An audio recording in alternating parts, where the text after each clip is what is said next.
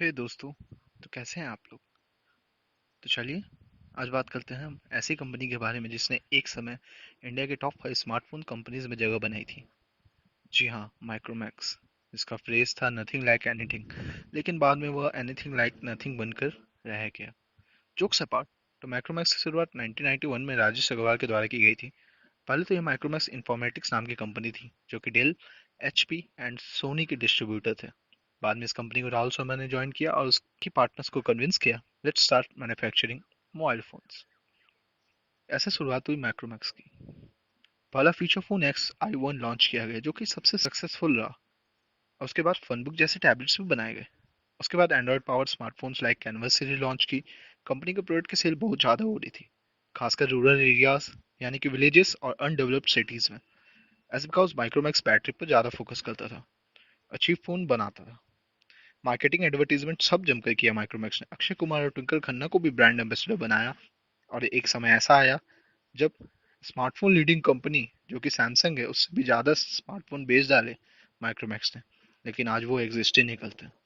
तो इस वीडियो में हम जानेंगे क्यों नहीं एग्जिस्ट करते हैं, क्या था डाउनफॉल का रीज़न, सब कुछ। तो माइक्रोमैक्स की डाउनफॉल का डायरेक्ट और इनडायरेक्ट रीज़न है रिलायंस जियो। जब जियो लॉन्च हुआ तो इंटरनेट की सिनेरियो ही चेंज हो गई। 3G से 4G, वो भी शुरुआत में free.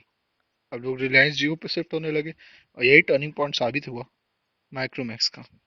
Micromax generally feature phone maker था जिसकी रेंज ऑलमोस्ट 2000 यानी कि 2K to 4K, that means affordable phones बनाता था माइक्रोमैक्स।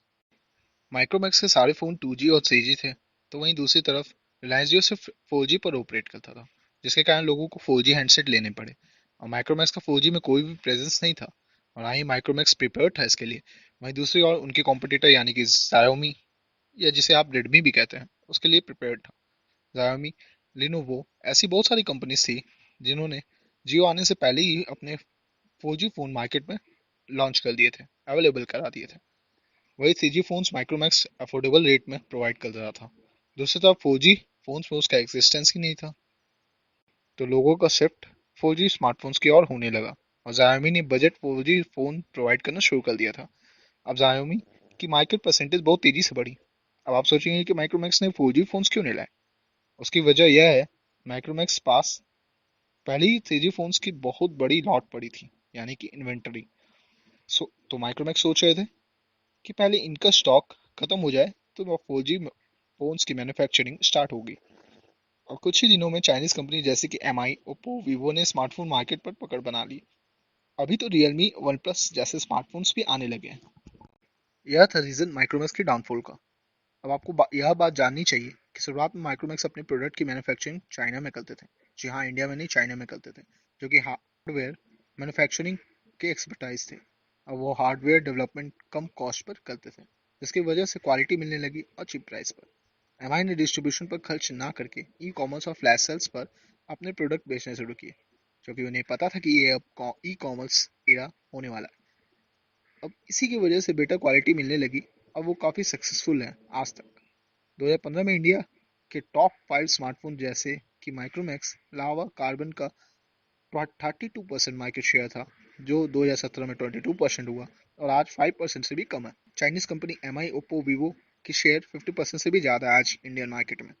एक समय था जब माइक्रोमैक्स इंडिया की सबसे बड़ी 3G स्मार्टफोन कंपनी थी, जिसका मार्केट शेयर 2013 में 22%, 2018 में ये घट के 2.8%, और 2020 में आज के डेट में ये लेस देन 1% है। तो क्यों हारा माइक्रोमैक्स? क्योंकि माइक्रोमैक्स ने कभी R&D यानी कि रिसर्च एंड डेवलपमेंट पर काम ही नहीं किया। इनोवेशन, रिवोल्यूशनरी प्रोडक्ट्स पर फोकस था ही नहीं। बस प्रोडक्ट मैन्युफैक्चर करो और रिब्रांडिंग करके बेचना है। अब माइक्रोमैक्स को उस समय technology, innovation, in house product development, ये सब पे ध्यान नहीं दिया। अब ऐसा नहीं है कि चाइनीज कंपनीज R&D में बहुत आगे थे। अगर एमआई की बात करो तो वो फोकस करती है क्वालिटी प्रोडक्ट, वो भी लेस प्राइस पर। वहीं माइक्रोमैक्स के प्रोडक्ट में क्वालिटी बहुत एवरेज थी, जैसे कि low internal memory, software update problem पर कभी ध्यान ही नहीं दिया माइक्रोमैक्स ने। सिर्फ क्वांटिटी पर फोकस करने से क्वालिटी अच्छी नहीं होती है। माइक्रोमैक्स का मेन एडवांटेज था लो प्राइस। लेकिन रिमेंबर वन थिंग, किसी भी बिजनेस का कॉम्पिटिटिव एडवांटेज अगर लो प्राइस है तो वो आज नहीं तो कल वो गेम में हार जाएगी।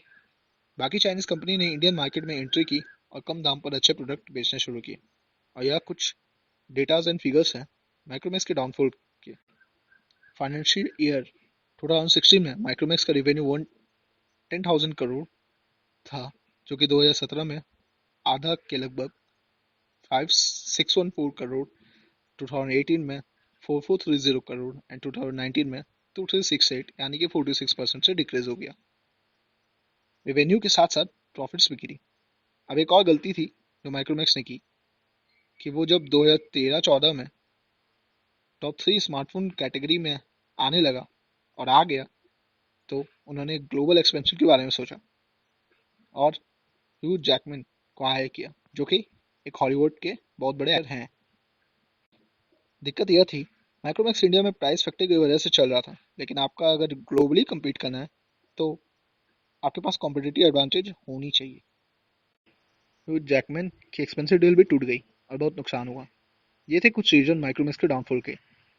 इंडियन मार्केट की बात की जाए तो सिर्फ एप्पल पास ब्रांड पूल है, ब्रांड लॉयल, लेकिन माइक्रोमैक्स पास ब्रांड पूल नहीं था। तो इसलिए चाइनीज कंपनी जब इंडिया में आने लगी तो लोग स्विच करने लगे। अभी राहुल शर्मा ने, जो कि को फाउंडर थे, उन्होंने अपना नया स्टार्टअप किया इलेक्ट्रिक व्हीकल्स का। आपने सुना होगा रिवोल्ट कंपनी के बारे में, जो कि इलेक्ट्रिक बाइक मैन्युफैक्चर करती है और इसमें रिवोल्यूशनरी चेंज वो लाना चाहते हैं। तो देखते हैं आगे क्या होता है। अभी तो सुनने में ये भी आया है कि माइक्रोमैक्स फिर से 4G फोन्स बनाना शुरू कर रही है। तो माइक्रोमैक्स वही 2013-14 के टॉप 3 स्मार्टफोन मार्केट में कम्पीट आ पाती है या नहीं आ पाती है। All the best wishes to